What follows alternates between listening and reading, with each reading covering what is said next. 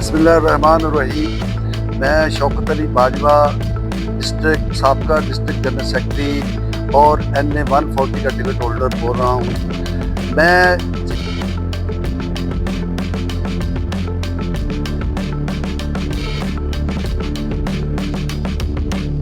खबर शामिल करते हैं।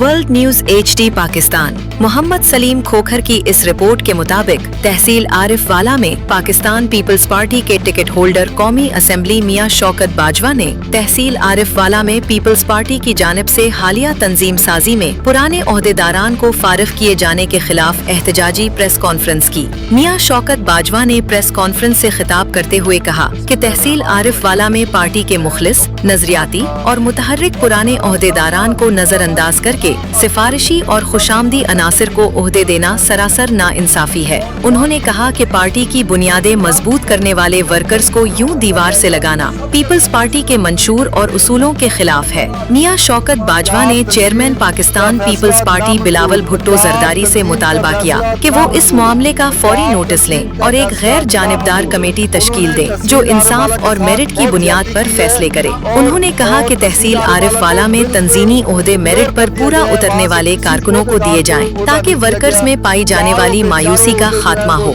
और पुराने कुर्बानियां देने वाले कारकुनों को उनके हक से महरूम न किया जाए।